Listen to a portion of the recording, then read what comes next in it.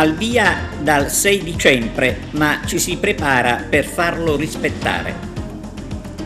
In piazza ad Agrigento per la prevenzione. Tante le eccellenze premiate al Museo Archeologico.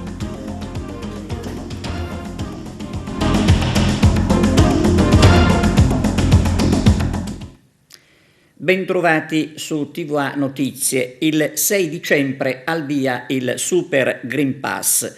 In prefettura ad Agrigento si è riunito il Comitato per l'Ordine e la Sicurezza proprio sui controlli da far rispettare. Il servizio di apertura e le interviste di Arturo Cantella. Ecco, oggi un incontro sul Green Pass. Voi come vi state attrezzando in questo senso? Allora, noi come pubblici esercizi siamo già attrezzati da tempo, visto che siamo stati la categoria più colpita e quella più sottoposta alle regole.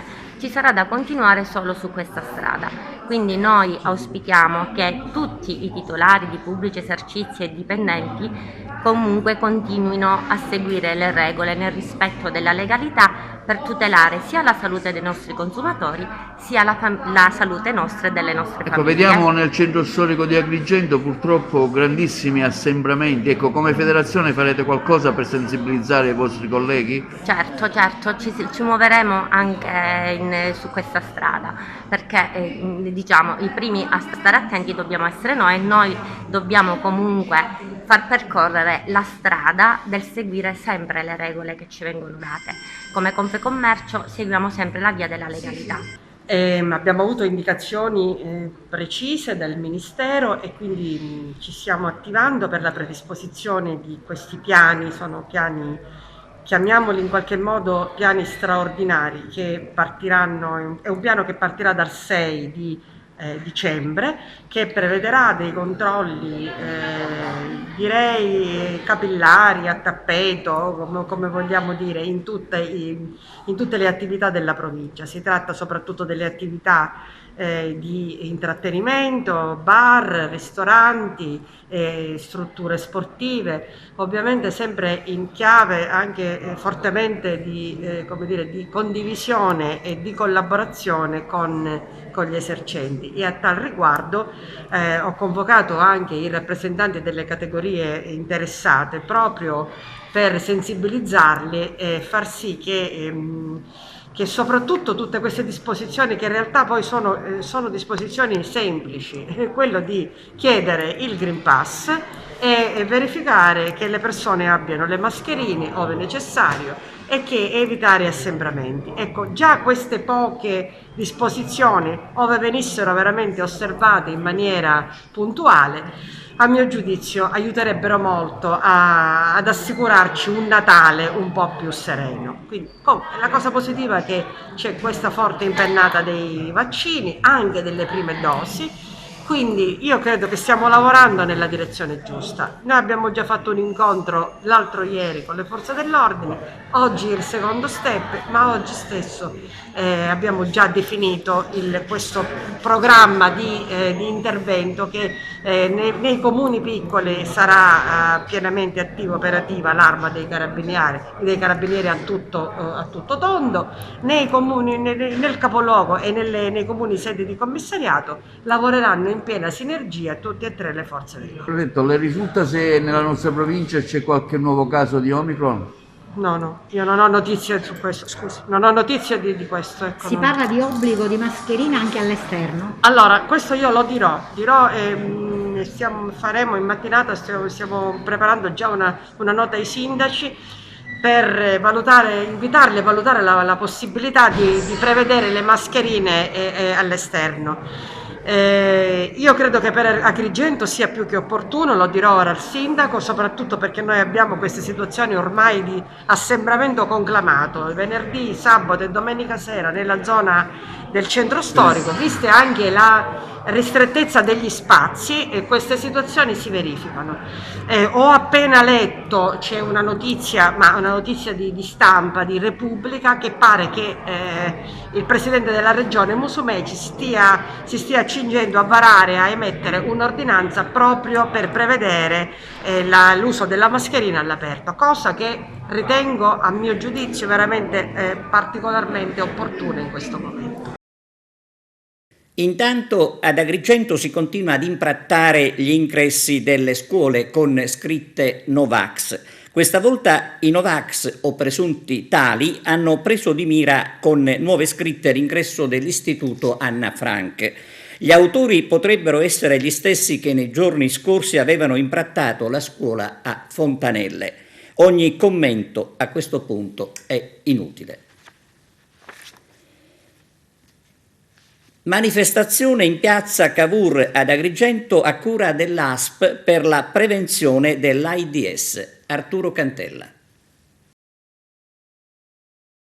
Oggi qui, giornata mondiale dell'AIDS, in piazza Cavour una struttura mobile è presente, date addirittura dei dépliant con dei consigli. Ecco, cosa consigliare? E ancora l'AIDS è presente?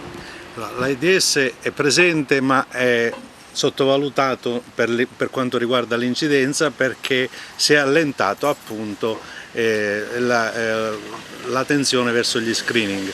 Noi riproponiamo gli screening come in tutta la regione Sicilia del resto, per questa giornata, per l'alto valore simbolico che ha, ma soprattutto svolgiamo azione di promozione della salute, cioè promozione di stili di vita corretti anche per le relazioni sessuali, cosa che viene fatta nei consultori quotidianamente che sono aperti al pubblico e il cui ingresso è gratuito e favorito per i giovani, cosa che viene fatta nei nostri interventi nelle scuole. Abbiamo appena svolto un webinar, una videoconferenza giorno 29 appunto, dove si illustrava in maniera variegata e composita con diversi specialisti dell'ASP, si illustravano le problematiche inerenti alle malattie sessualmente trasmesse, ma soprattutto i buoni comportamenti, che non sono solo quelli relativi alla sfera sessuale, perché ci sono altri comportamenti per quanto riguarda l'igiene in generale. Il Covid ce l'ha insegnato, anche in ambiti ristretti o sicuri, ritenuti sicuri come quelli familiari, che possono favorire assieme a questa anche alla trasmissione di altre malattie. Ecco, qui un dépliant dove voi offrite un profilattico per proteggere dalle malattie sessualmente trasmittibili, ma non solo questo, perché diciamo fate anche il test, e quindi è una cosa importante. Sì, lo screening, come ha detto la dottoressa Matina, serve appunto ad avere certezza.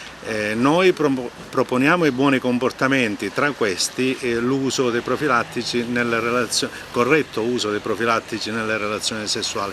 Ricordiamo che non devono essere tenuti al caldo, non devono essere manipolati eccessivamente e quando vengono indossati va fatta una certa attenzione.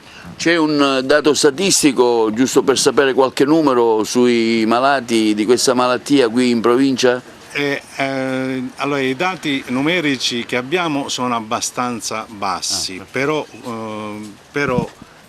noi abbiamo i dati generali, sono più di 1 milione, più di 1 milione di persone al giorno nel mondo però contraggono l'AIDS, quindi noi siamo nel mondo, il mondo è piccolo, per cui è necessario avere un quadro più chiaro dell'incidenza di queste malattie. Siamo qui in piazza Cavour per effettuare gli screening ematici per quanto riguarda le malattie sessualmente trasmesse. Queste malattie non se ne parla tantissimo, ma ancora purtroppo sono presenti, e quindi invitiamo, l'ASP invita dai 18 anni in su la popolazione a presentarsi per fare gli screening ematici gratuiti proprio per la prevenzione di queste malattie sessualmente trasmesse che, ripeto, non se ne parla tanto, ma purtroppo sono ancora presenti anche nella nostra provincia. Quindi vi aspettiamo in piazza Cavour, siamo presenti anche negli altri punti di prelievo presso i PO di Agrigento, Canicattì, Ribera, Licata e Sciacca, quindi vi aspettiamo qui. ci è stato organizzato questo tipo di screening per quanto riguarda l'AIDS, è un prelievo che viene fatto sotto l'anonimato con un consenso firmato e i dati poi vengono inviati a casa direttamente a chi viene effettuato il prelievo. Tutto qua, credo che sia un'iniziativa abbastanza buona per quanto riguarda questo tipo di screening che viene fatto in tutta la provincia di Agrigento. Chi vuole venire può aderire senza nessuna spesa, senza niente, sotto l'anonimato di tutto. Intanto ringrazio l'assessore regionale Ruggero Razza per la perfetta organizzazione di queste giornate, che rientrano ovviamente nell'iniziativa della giornata mondiale contro l'AIDS. L'AIDS è una malattia sviluppata più negli anni 90, ricordo quando ero piccola una campagna pubblicitaria massiccia per contrastare appunto l'AIDS. L'AIDS si contrae con un virus che è l'HIV e oggi l'unico modo che abbiamo per contenere la diffusione, perché purtroppo la malattia non è stata debellata, i contagi ancora ci sono, è quella di mappare la contrazione del virus. Quindi io stessa oggi, e ho le prove, sono stata in piazza Cavour dove ci sono i sanitari del Dipartimento di Prevenzione che effettuano questo screening. Bastano 5 minuti, si viene un piccolo prelevo di sangue che viene analizzato per vedere se appunto vi è l'HIV, che è un virus. Perché è importante farlo anche se non si hanno sintomi? Perché questo virus può essere contratto anche è un virus sessualmente trasmissibile, quindi con rapporti non protetti, ma anche con il sangue può essere trasmesso. Ecco. E può essere contratto il virus ma restare completamente asintomatico per tantissimi anni e quindi se magari si ha la cattiva abitudine di avere rapporti non protetti si può trasmettere nella totale incoscienza, quindi in buona fede, ma comunque si trasmette. E quindi è meglio fare questo screening, è velocissimo, e sapere di stare bene, di non averlo contratto, così da non poterlo passare, da non poterlo diffondere. Quindi tutti, soprattutto i più giovani, recatevi in piazza Cavour e sottoponetevi allo screening. È gratuito ed anonimo, nessuno saprà il risultato se non voi. Santino Russo è il nuovo vicepresidente dell'Istituto Case Popolari di Agrigento.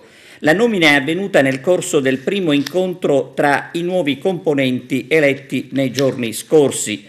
Un incontro servito anche per discutere sulle problematiche che riguardano le case popolari. Il forte vento ha creato problemi alla scuola Montessori nella località balneare di San Leone, dove sono intervenuti i vigili del fuoco del comando provinciale di Agrigento, chiamati dai genitori degli alunni per rimuovere alcune tegole in procinto di cadere. C'è stata un'operazione antidroga a Palermo con 12 arresti. Vediamo. Dosi di crack, hashish e cocaina vendute a pochi passi da una scuola, case utilizzate come centrali per stoccare gli stupefacenti e la pace mantenuta nel territorio a suon di pestaggi ed anche minacce. Avrebbero così agito 12 persone arrestate stamani dai carabinieri di Monreale nel corso dell'operazione denominata Cartago. 6 gli indagati, posti in carcere, altri 6 invece ai domiciliari. Rispondono tutti di produzione, traffico e detenzione illecita di sostanze stupefacenti. La loro base era il quartiere Passo di Rigano, ma i clienti arrivavano anche da altre province. Le indagini sono scattate nel settembre del 2018 e sono andate avanti sino ad aprile 2020 e hanno permesso di smantellare un business da 500.000 euro annui. I provvedimenti sono stati emessi dal GIP su richiesta della locale direzione distrettuale antimafia. L'attività di spaccio sarebbe avvenuta di giorno anche nella villetta comunale antistante alla scuola media del quartiere. Gli indagati spiegano i militari dell'arma avrebbero utilizzato per le attività di stoccaggio, lavorazione e spaccio gli stupefacenti, gli inospitali meandri degli edifici, le strette vie del quartiere, le abitazioni con i nuclei familiari all'interno. Tali siti sarebbero stati utilizzati per lo stoccaggio di marijuana ed hashish come laboratori per cucinare e basare la cocaina per la produzione del crack.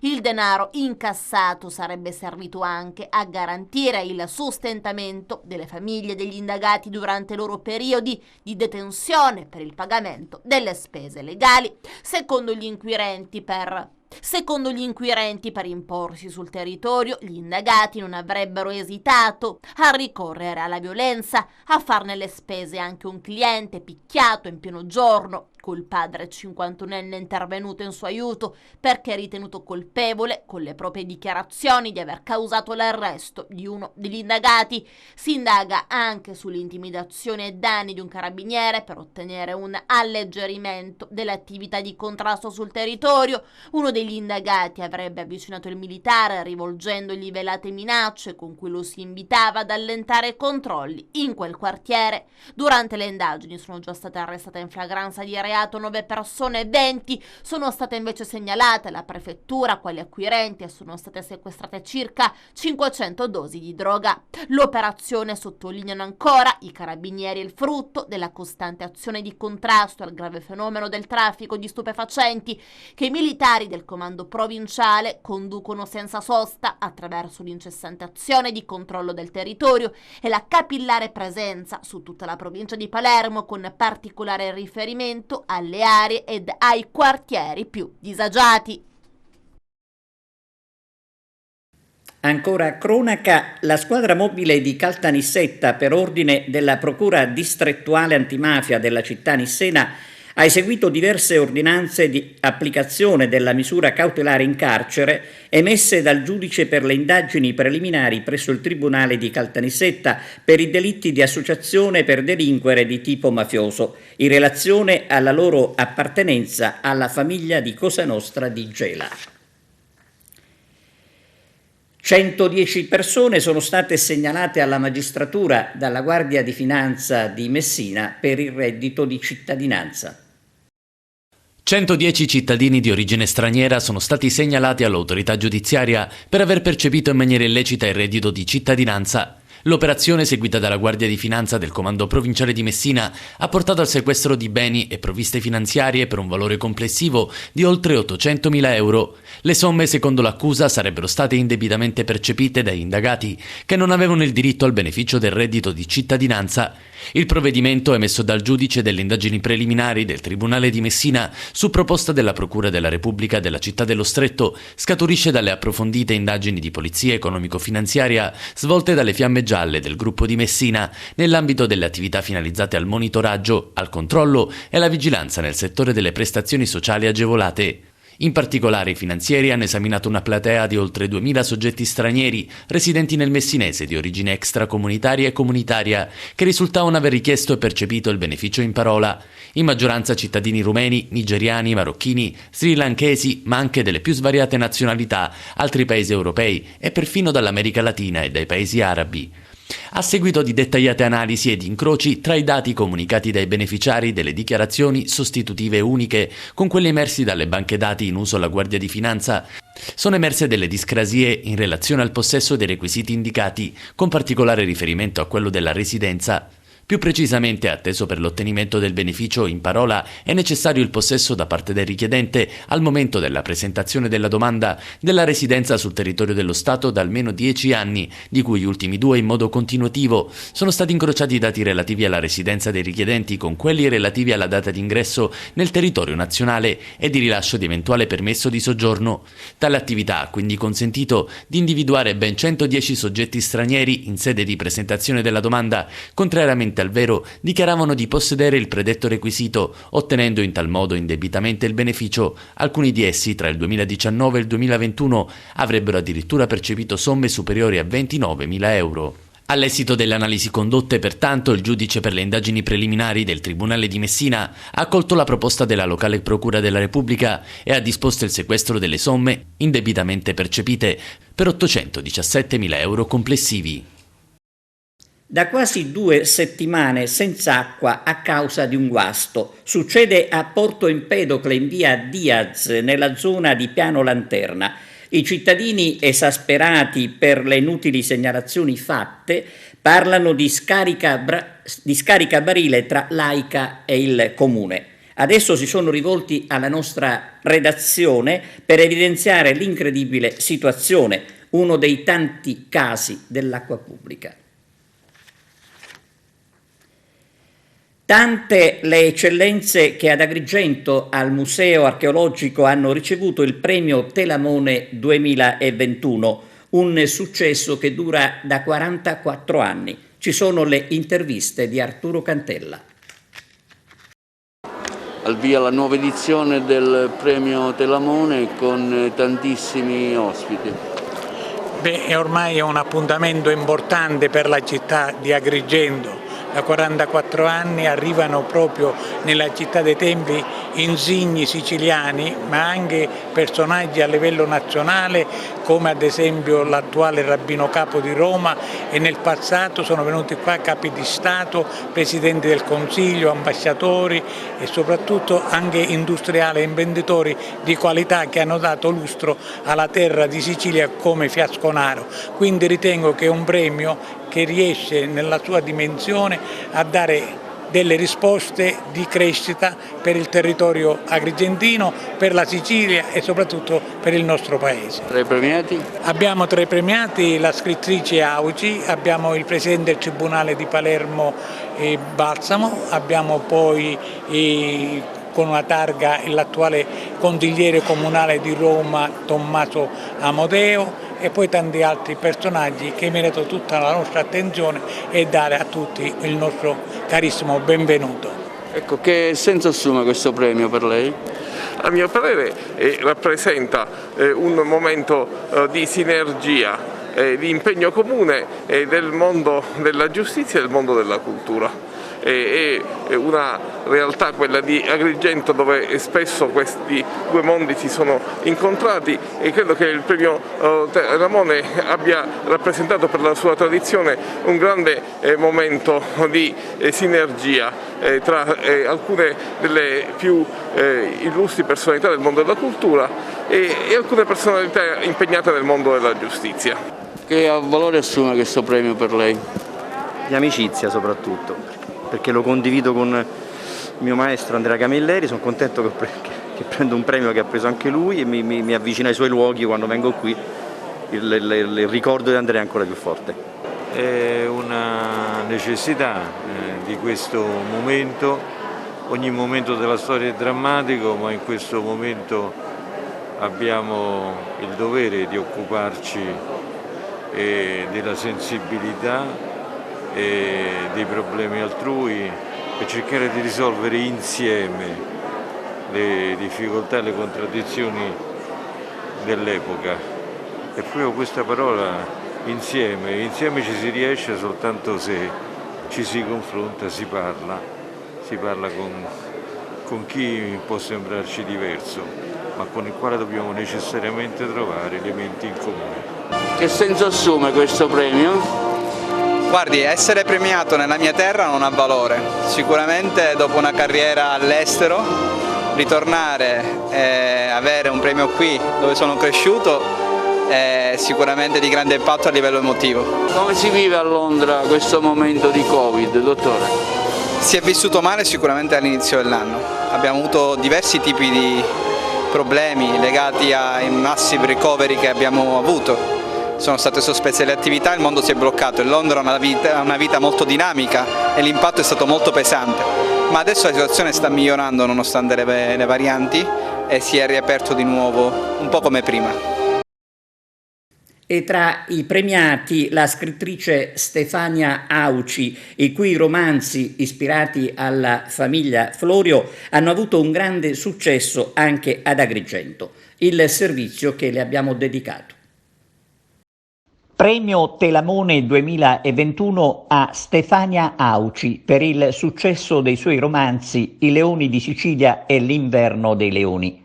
Un successo cresciuto anno dopo anno, dal 2015, quando in libreria arrivò il suo primo romanzo dal titolo Florence. Stefania Auci, nata a Trapani, vive a Palermo.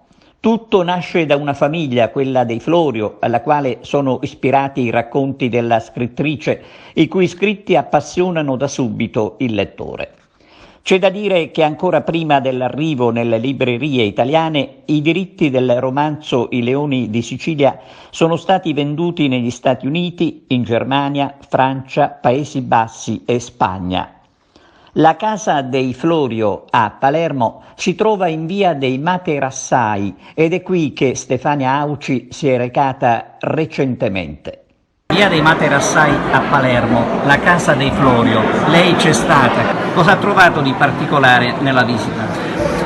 Sicuramente quel poco che si è conservato è che riguarda l'alcova, quindi questa stanza da letto con dei moduli spaziali ben determinati, delle colonnine, però in realtà non c'è molto perché la casa è stata suddivisa, sporzionata, c'è ben poco di quello che doveva essere l'appartamento dell'epoca, al servizio di quelle che erano le attività commerciali della famiglia, quindi davvero l'idea di un seme gettato, di qualcosa che parte, inizia e diventa sempre più grande. I suoi progetti nel prossimo futuro? Su questo mi riservo il segreto e il silenzio. Grazie a voi. Bocca al lupo. Il premio Telamone che ha ricevuto ad Agrigento, assieme ad altre eccellenze siciliane, vuole essere un riconoscimento a Stefania Auci anche per la sua grande disponibilità e simpatia. Presidente, cosa sta succedendo in Europa? Noi cristiani, i nostri valori, il nostro credo è a rischio. Con il quotidiano Il Giornale abbiamo fatto un vero e proprio scoop europeo che è stato ripreso dalle principali testate non solo italiane ma anche in tutta Europa, con una serie di interrogazioni all'Europarlamento, con l'intervento di Tajani, di Giorgia Meloni, di Matteo Salvini, ma anche del vicepresidente di Vox Abascal e non solo. Abbiamo scoperto un documento della Commissione europea ufficialmente nato per circolazione interna, quindi rivolto a quelli che sono i dipendenti della Commissione, sono le linee guida per una comunicazione inclusiva che dovrebbe essere realizzata dalla Commissione europea nei confronti di eventi, nei confronti di conferenze o iniziative che vengono realizzate, deve mantenere una serie di linee guida, divieti e alcuni consigli. Anzitutto non si può dire la parola Natale, perché se si dicesse Natale si offenderebbero i non cristiani, non si possono utilizzare nomi cristiani come per esempio Maria e Giovanni, vietatissimo iniziare una conferenza con la formula consueta di buonasera signori e signore, perché così facendo si offenderebbe il genere sessuale di una persona rispetto che a un'altra. E poi arriviamo a delle vere e proprie follie secondo cui, a detta della Commissione europea, scritte nero su bianco in questo documento, non si può utilizzare l'espressione colonizzare Marte, ma l'espressione corretta dovrebbe essere inviare umani su Marte, perché altrimenti il termine colonialismo avrebbe una connotazione negativa. Ma noi da cittadini italiani e da cittadini europei non possiamo che opporci a questa follia che vuole cancellare le nostre tradizioni, cancellare le nostre origini e cancellare le nostre radici cristiane. Ma per non inimicarci chi? Perché è chiaro, quando si mette in campo un'azione del genere lo si fa per tutelare chi e cosa. Francamente diventa difficile capirlo. Se noi confrontiamo quelle che sono le linee guida analoghe fatte dal Parlamento europeo, pubblicate solamente 2 anni fa, si parla della necessità di rispettare quello che è il cosiddetto gender balance, quindi rispettare il bilanciamento tra uomo e donna all'interno delle conferenze, degli eventi, quindi si parla del concetto di uomo e donna e si dice che anche le donne devono avere dei ruoli analoghi agli uomini, che è una cosa che insomma tutti pensiamo e ha ragion d'essere, ma in soli 2 anni una vera e propria ideologia, perché di questo si tratta, che ha la volontà non solo di cambiare quella che è la nostra lingua, ma ha proprio la volontà di sovvertire e cambiare quella che è la società in cui tutti noi siamo nati e cresciuti, a detta la Commissione europea, per il rispetto di alcune minoranze. Io credo che nessuna persona di religione islamica, piuttosto che buddista, piuttosto che un non cattolico, si sentirebbe mai offeso, perlomeno se è una persona di buon senso, nel momento in cui si parla del Natale, che piaccia o meno fa parte della nostra storia e fa parte del fondamento delle radici cristiane dell'Unione Europea, così come arriviamo al punto che non si può nemmeno utilizzare la parola gay o la parola lesbica per definire l'orientamento sessuale di alcune persone, e credo anche che una persona omosessuale non si sentirebbe minimamente offeso dall'utilizzo di questo termine. Siamo di fronte alla volontà di normare, regolarizzare, scrivere nero su bianco ogni genere di aspetto della nostra vita, tra cui la lingua, e questa deriva di carattere burocratico che anima l'Unione Europea, da cui francamente dobbiamo prendere le distanze.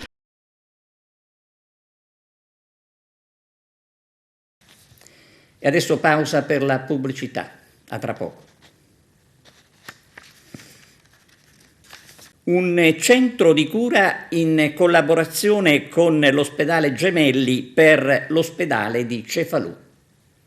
Arriva il quarto centro di cura all'ospedale Gio di Cefalù nell'ambito della partnership con il Gemelli e il centro di ginecologia oncologica e dell'endometriosi. Il nuovo centro è stato presentato a Palermo durante una tavola rotonda. Il nuovo centro di ginecologia oncologica e endometriosi si occuperà in particolare di tumori dell'endometrio, tumori della cervice uterina, sarcomi uterini, neoplasie annessiali, tumori della vulva e della vagina, di endometriosi pelvica, patologie dei nervi pelvici e disfunzioni urinoginecologiche. Siamo molto contenti, intanto l'entusiasmo di tutta la struttura che è palpabile. In più abbiamo iniziato l'attività ambulatoriale dopo che l'abbiamo presentata a giugno nel mese di luglio, ai primi settembre abbiamo iniziato l'attività chirurgica con grandi soddisfazioni. Adesso avremo quest'altro centro con la direzione scientifica del professore Chiantera e con la responsabilità di Giulio Sozzi e questo darà una risposta alle donne che hanno bisogno sia per quanto riguarda la cura dell'endometriosi sia per quanto riguarda la cura dei tumori dell'ovaio e dell'utero. Abbiamo previsto la formazione all'interno, quindi un trasferimento di know-how da questa istituzione che è il Gemelli, che è un'istituzione di livello nazionale e internazionale, e poi l'altra cosa importante sono i percorsi accademici. Noi pensiamo che queste iniziative sulla formazione possono portare una ricaduta economica e sociale importante per l'economia di un territorio. Questa partnership ha avuto una crescita al di là di ogni nostra aspettativa, si sta travolgendo, però l'obiettivo finale è di avere un cancer center, un centro che si occupa delle malattie oncologiche a tutto tondo, a 360 gradi, e collateralmente sviluppare ancora di più, ove ve ne fosse bisogno, perché c'è una richiesta spaventosa, la terapia delle malattie della tiroide e dell'obesità. Abbiamo adesso introdotto questo nuovo centro di ginecologia oncologica, devo dire che a grandi passi ci avviamo verso una strutturazione completa. Il centro si occuperà prevalentemente del trattamento delle neoplasie ginecologiche e dell'endometriosi, oltre che di tutte quelle patologie che sono ad esse correlate. Quindi, per esempio, nell'ambito dell'endometriosi ultimamente si parla molto di chirurgia di patologie dei nervi pelvici e di chirurgia dei nervi pelvici. Ebbene, questo sarà uno degli aspetti clinici predominanti all'interno del centro. L'endometriosi è una patologia cronica, non solo colpisce molte donne, ma le donne che colpisce non le abbandona praticamente fino alla menopausa. I trattamenti sono cambiati molto nel corso del tempo. Ad oggi la terapia medica assume sempre un ruolo più importante, riservando la chirurgia prevalentemente alle situazioni in cui c'è già un danno d'organo o è necessario intervenire per questioni relative ai sintomi o alla fertilità, perché altrimenti in tutti gli altri casi si cerca di evitare. Sarà una collaborazione tra medici del Giglio e medici del Gemelli, individueremo un'equipe dedicata multidisciplinare, perché questo è fondamentale sia per l'oncologia ginecologica che per l'endometriosi, ma è necessaria l'integrazione di radiologi, oncologi, anatomopatologi, radioterapisti, e questo vale anche per l'endometriosi, dove per esempio aspetti come psicologo, fisioterapista assumono un ruolo abbastanza importante. Senza Treppiedi e Biancola infortunati, con Cipolla e Majorano e Leonardi squalificati, l'Akragas di Pippo Anastasi si accinge a disputare i quarti di andata di Coppa Italia contro il Marineo. Si tratta di una gara molto attesa nel piccolo comune palermitano e contro una squadra che sta facendo bene in campionato. Infatti, con 23 punti in classifica generale, si trova ad appena 3 punti dal gigante. Chiaramente in Coppa il discorso è diverso e la precedente e risicata vittoria dell'Esneto ottenuta dall'Akragas ha fatto emergere la qualità della squadra allenata da Giuseppe Tumminia. Questo match dall'esito incerto dovrà comunque disputarsi a porte chiuse per l'inagibilità dell'impianto sportivo di Marineo, a partire dalle ore 14:30. A dirigere la sfida sarà Alessandro Angelo di Marsala e gli assistenti saranno invece Giuseppe Corona e Alessandro Rallo, anch'essi di Marsala. L'altra sfida del girone A si gioca al Giovanni Bruccoleri, dove la locale squadra ospita il Mazzara. Anche in questo caso si tratta di una partita molto incerta, anche se i pronostici sono tutti in favore del Profovara, che sta attraversando un buon periodo di forma. Dirigerà l'incontro Davide Patti di Palermo, assistito da Giuseppe Saracino e Arturo Artellini di Ragusa. Intanto è ripartito il calciomercato invernale, che durerà tutto il mese di dicembre e si chiuderà nella giornata del 30 alle ore 19 dello stesso mese, appunto. Nessuno parla, ma sembra che molte società del girone stiano per rafforzare i propri ranghi per mirare alla promozione diretta in Serie D. Indiscrezione tantissime, ma bocche cucite, anche perché molte di loro intendono completare prima il giro di boa e poi pensare ad arricchire i propri organici. Ben 6 squadre si ritrovano nel giro di appena 3 punti, chi avrà più velleità si butterà a capofitto nel calciomercato. Abbiamo concluso, grazie per la vostra attenzione e arrivederci.